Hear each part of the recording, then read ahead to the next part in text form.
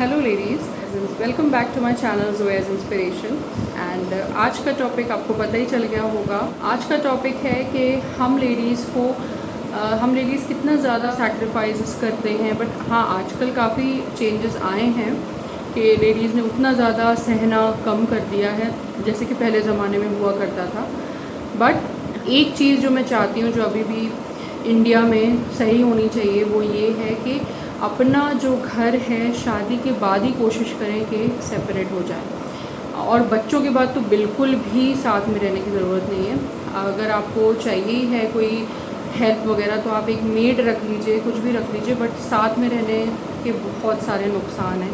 फ़ायदे भी हैं बट नुकसान ज़्यादा हैं। और मेंटल नुकसान, मेंटली जो आपको टेंशन मिलती है साथ रहने में वो बहुत ज़्यादा है एज़ कम्पेयर टू अलग रहने में। अलग रहने में भी आपको टेंशन्स होंगी, ऐसा नहीं है कि नहीं होंगी बिल्कुल भी, बट बहुत कंपैरेटिवली अगर देखा जाए तो कंपैरेटिवली बहुत कम हैं, बहुत कम होंगी। आप खुद ही देखिए कि हम लोग कितना कुछ सहन करते हैं।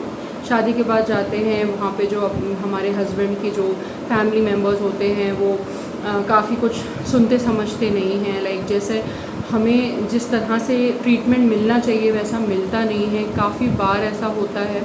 तो ये सब हम लोग नहीं किसी के अंदर थोप सकते ना। हम लोग नहीं ज़बरदस्ती कह सकते कि नहीं आप समझिए, या फिर आपको जैसा हम चाह रहे हैं वैसा आप हमारी फीलिंग समझिए, ऐसा हम नहीं कह सकते। कह भी देंगे तो भी नहीं समझेगा कोई भी। और ख़ास तौर पे अगर आपके घर में, अगर आप शादी होकर जा रहे हैं और अगर आपके घर में नंद बैठी हैं, चाहे वो अनमैरिड हो या मैरिड हो, अगर नेचर बहुत अच्छा है, जो कि बहुत रेयर होता है, तब तो चलो चल जाता है। बट अगर नेचर ठीक नहीं है, जेलस फील करती हैं, या अगर कुछ ना कुछ ऐसी चीज़ें हैं तो ये बहुत ही ज़्यादा सही नहीं होगा। और बहुत कुछ आपको सहना पड़ेगा जैसे कि मुझे सहना पड़ा। मैं अपने एक्सपीरियंस से आपको बता रही हूँ। अगर इस टाइप का कुछ भी आपके घर में आपको दिखे, अगर आप ऐसी कोई लेडी हैं जो अभी मेरा वीडियो देख रही हैं, शादी नहीं हुई है, तो अभी भी आप संभल जाइए। अभी भी आप ऐसी चीज़ों को पहले देख लीजिए, परख लीजिए, उसके बाद ही शादी करिए। तो मेरा कहना तो यही है, मेरा मानना तो यही है कि शादी से पहले ही आप अपने टू बी हस्बैंड से जब आप बातें करें, जब कोर्टशिप टाइम चल रहा हो, तभी आप उनसे डिस्कस कर लें कि शादी के कुछ टाइम बाद आपको अलग सेपरेट घर चाहिए। चाहे भले ही आप अपने ससुराल के पास ले लीजिए, लेकिन एक सेपरेट घर इज़ रियली इम्पॉर्टेंट। गाइज़, मैंने जितना कुछ सहा है ना, मैं नहीं चाहती कोई भी लेडी सहे, और इससे भी ज़्यादा लोग सहते हैं, मैं नहीं कह रही हूँ, बट इतना ज़्यादा ज़्यादतियाँ कोई लेडीज़ डिज़र्व नहीं करती हैं।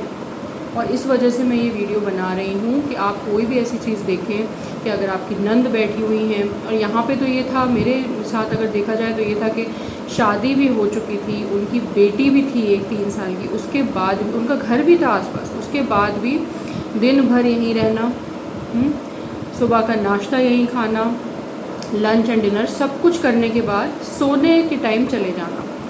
और मेरी शादी के कुछ टाइम बाद ही मेरे जो नंदोई हैं वो किसी और शहर में जाके वर्क करने लगते हैं, एंड मेरी नंद और उनकी बच्ची का 24 घंटे का यहीं पर रहना। आई नो कि मेरे कमरे में नहीं रहती थी, ऑब्वियसली इतना ज़्यादा भी कोई नहीं करता, बट अपनी माँ के कमरे में रहती थी। बट फिर भी माँ को भड़काना, यानी कि मेरी सास को, फिर उसके बाद जो चीज़ें करनी चाहिए, हेल्प करनी चाहिए, अपनी माँ की भी नहीं करना, घर पूरा उजड़ा पड़ा रहना, कोई साफ सफाई नहीं, कुछ नहीं। जैसे ही मैं किचन में आऊँ मुझे मुंह बना के निकल जाना। और सिर्फ ये इन्हीं का नहीं था, सास का भी था। तो मैं आपको जस्ट एक छोटा सा बता रही हूँ कि कभी भी एक ऐसे घर में शादी मत करिए जहाँ पे नंद ऑलरेडी बैठी हैं। यहाँ पे मेरे पेरेंट्स से ये बोला गया था कि वो तो पास में ही घर है, वो तो वहीं चली जाती है, वहीं पे रहती है, उसका रेंट का घर है, और अभी कुछ टाइम में उसका खुद का घर, फ्लैट वगैरह वो ले लेगा नंदोई, तो वो वहीं पे रहेगी, और यहाँ पे तो कभी कभार आती है। बट शादी के बाद एकदम ऑपोजिट हो जाता है। शादी के बाद तो 24 घंटे उनको यहीं रहना है। जब तक नंदोई थे, और जब नंदोई गए दूसरे शहर में, तब तो 24 घंटे के लिए सारा सामान बांध के यहीं पे आके पड़ जाना।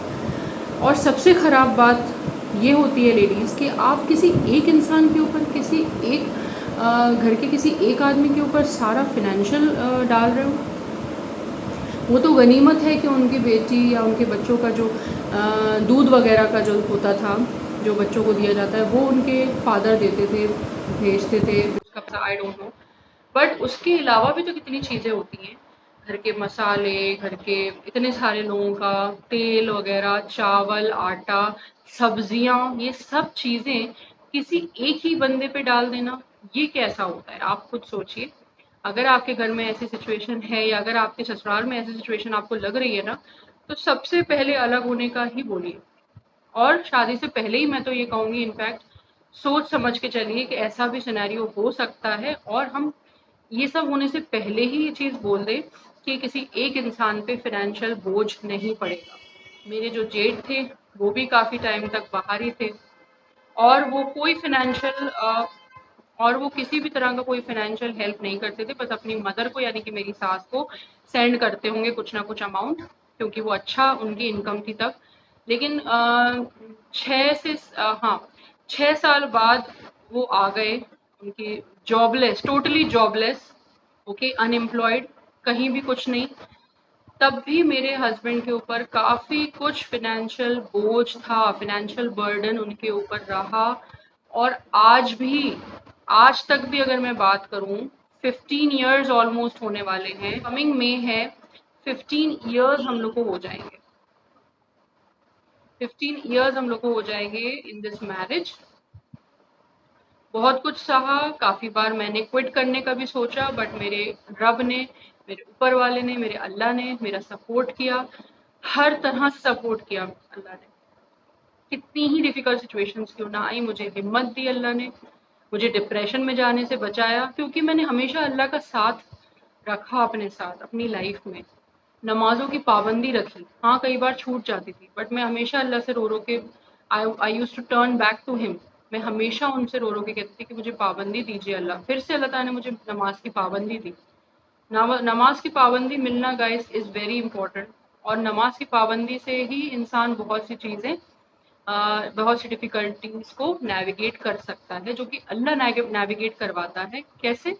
अगर हम लोग रेगुलर रहेंगे नमाज़ेज़ में, कुरान शरीफ पढ़ते रहेंगे, अपने रिलेशनशिप है टू गॉड, टू अल्लाह, अपना रिलेशनशिप अच्छा रखे रहेंगे, तो अल्लाह ताला किसी भी सिचुएशन से आपको निकालेगा। पर लेडीज़ मैं यहाँ पे वीडियो ये इसलिए लाई हूँ कि आपको ये सब सिचुएशंस की, ये सब सिचुएशंस देखनी ही ना पड़े, उससे पहले ही आप प्रिकॉशन ले लीजिए। अगर आप उससे पहले ही ये बॉर्डर बना लेंगे कि ये सब आपको नहीं करना है और आपको अलग रहना है, आपको इतना ज़्यादा, पहले से ही आप बोलिए। पहले तो मैं चुप रहती थी, कई साल तक मैं चुप रही कि चलो कोई नहीं कोई नहीं, लेकिन ये चीज़ें बहुत ज़्यादा इफ़ेक्ट करती हैं गाइस। लेकिन ये चीज़ें बहुत ज़्यादा इफ़ेक्ट करती हैं लेडीज़। आप खुद सोचिए, आपके खुद के बच्चे हैं, आप हो, आपके हस्बैंड हैं, आप लोगों की फाइनेंशियल कंडीशन उतनी नहीं है, आप तब आपके हस्बैंड की भी सैलरी कम हो, तो आप खुद सोचिए कोई भी औरत इस तरह से बर्दाश्त कर सकती है? अगर कर रही है तो बहुत गलत है, मैंने तो किया है और मैंने भुगता भी है। बात ये थी कि भले ही मेरी जॉब नहीं थी, बट मेरा जो मायका है, मेरे जो बुआ चाचा हैं जिन्होंने मुझे पाला, उनकी शादियां नहीं हुई हैं, जो भी फाइनेंशियल खर्चे वगैरह एक्स्ट्रा पड़ते थे उन लोगों ने मुझे हमेशा सपोर्ट किया है, डे वन से सपोर्ट किया है। जब से मैं वहाँ रही, जब मैं 4 साल की थी मेरी मदर गुजर गई, तो 3.5 4 साल के टाइम से मैं अपनी बुआ चाचा के दादी के पास रह रही हूँ, दादी के घर में। तो शुरू से ही मुझे फाइनेंशियल हेल्प मिली और शादी के बाद भी मिली, क्योंकि जब एक ही बंदे पे डाल दिया जाता है फाइनेंशियल बोझ कि तुम माँ का भी करो, तुम बहन का भी करो, बहन के बच्चों का भी करो, और 5 6 साल बाद भाई का बड़ा भाई भी आ जाता है, वो भी अनएम्प्लॉयड, उनका भी करो, घर का इलेक्ट्रिसिटी का बिल दो, तो आप खुद सोच सकते हैं कि कैसी सिचुएशंस हो रही। तो मैं आपको ये वीडियो इसीलिए बना रही हूँ कि ऐसी सिचुएशंस कभी भी नहीं झेलनी है आपको। आपको शादी से पहले ही बोल देना है कि आपको अलग घर लेना है, एंड आपको फाइनेंशियल बर्डन की भी बात पहले ही कर देनी है कि सबको इक्वल ही फाइनेंशियल अपना देना है। मदर का करना ज़रूरी है, लेकिन वो भी ऐसा नहीं है, इस्लाम में भी नहीं है कि एक ही बंदा करता रहे। अगर मदर का करना भी है तो सब इक्वली मदर का करें। तो मैं वही आप इसीलिए आपको ये वीडियो बना रही हूँ कि ये सब सिचुएशन, ये सब सिनेरियो देखने के बाद ही आप किसी भी शादी जैसी इम्पोर्टेंट चीज़ का डिसीजन लीजिए। बहुत डिप्रेसिंग होता है, बहुत सारी चीज़ें मैंने झेली हैं, मैं रोई हूँ रात-रात भर, काफ़ी दिन ऐसे झेले हैं, जहाँ पे इवन मेरे हस्बैंड ने काफ़ी दिन तक बात नहीं की है और वो नेचर भी मैंने उनका बदला, दुआ करके और उनको समझा के। दुआ इज़ वेरी इम्पोर्टेंट। अगर आप दुआ नहीं करेंगे, प्रेयर नहीं करेंगे अपने रब से, ऊपर वाले से, तो वो कैसे सपोर्ट करेगा? आपको अच्छे रो-रो के, गिड़गिड़ा के उनसे हेल्प लेनी है। क्योंकि एक मदर्स बॉय को, एक मम्माज़ बॉय को मोल्ड करना या उनको समझाना बहुत डिफिकल्ट है गाइस। कोई आईएएस पेपर देने, आईएएस एग्जाम देने से कम नहीं है, बल्कि उससे भी हार्ड कहूंगी मैं। ये मैंने अपने पहले वीडियोस में भी बोला हुआ है कि आपको शादी से पहले ही ये सब चीजें देख के रखनी है। हाँ, शादी से पहले ये पता नहीं चलता कि कोई मदर्स मम्माज बॉय है या नहीं है, बट ये चीजें जो मैं आपको बता रही हूँ ना, फिनेंशियल कंडीशन के ऊपर, अपनी नंद का स्टेटस देखने के ऊपर कि कहाँ रह रही नहीं रह रही। अगर अनमैरिड है तो ऑब्वियसली वो अपने घर में ही रहेगी, अगर मैरिड है तो आप बिल्कुल ये पहले ही कंफर्म कर दें कि वो घर में ना आए। उससे तो ऐसा तो आप नहीं कर सकते, तो आप क्या कर सकते हैं, आप अपना ही घर अलग रखने की बात पे डे वन से अपने हस्बैंड से कह के रखें। और डे वन से क्या मतलब, शादी से पहले ही कह दें बल्कि। और अगर उनको प्रॉब्लम हो तो तभी आप कट ऑफ करके और रिश्ते देखें, रिश्तों की कोई कमी नहीं होती। क्योंकि जितना कुछ मैंने सहा ना गाइज, मैं बार बार इन्हीं टॉपिक्स पे वीडियोस बनाऊंगी। थोड़ा सा वीडियो है जो जो चीज़ें आपको कॉम्प्रोमाइज नहीं करनी चाहिए।